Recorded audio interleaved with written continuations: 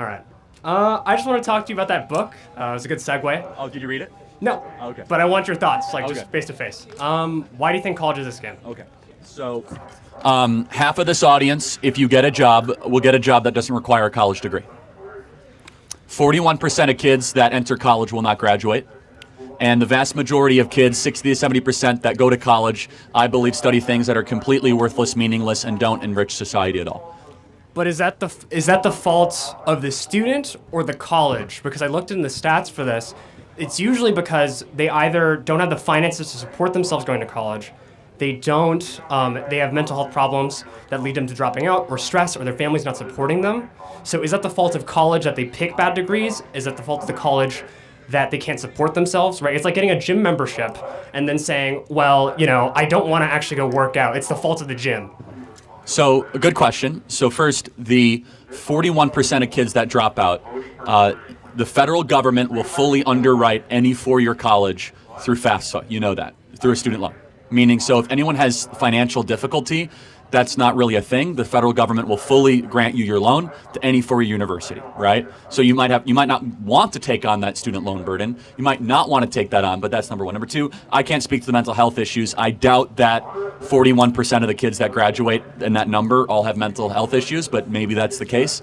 I'm not sure. I don't know that number. But let's talk about the institution itself. So everyone in the audience here, how many of you have had to take classes that are a waste of time that you wish you didn't have to take, that are a waste of money, and that every single hand goes up? Look around, look around, look around, no, look around. They're scamming every kid in this audience. They are forcing them to take classes that make them poorer, that take up their time in order to get the credential. That is an institutional scam. And by the way, every other part of life is all about your own customization. Your Netflix account, how you get your burrito bowl, from how you dress, your Amazon cart is you are in charge. But you come to college and they say you must go take these 3, 4, 5 classes that are very expensive, especially for you out-of-state students, to go further into debt, study things that don't matter, to find jobs that don't exist.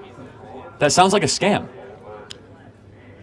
At least in my personal experience, right? Like maybe some colleges, I would say. What are you studying? I'm studying economics. Great, okay. And what I would say is that I have a great levity and choices of classes I want to take. Even if there's a bunch of general education classes, I have a great flexibility in the class I want to take. It's up to the student if they want to take meaningless classes given their credit limit. Okay, but I mean, I would just speculate that this school still has specific criteria of classes, right? Am I correct? Yeah, you have to take a diversity class. That sounds like a scam.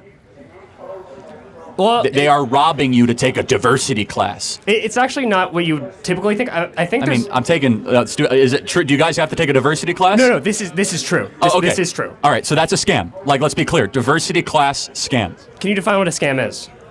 When you are getting ripped off of with your money, your time, your resources, either beyond what is a market rate or against your will. So I'll give you an example. If you guys want to fly to New York and Spirit Airlines says we're going to charge you $2,500 for a one-way ticket, I think we'd all could agree flying Spirit Airlines for $2,500 is a scam.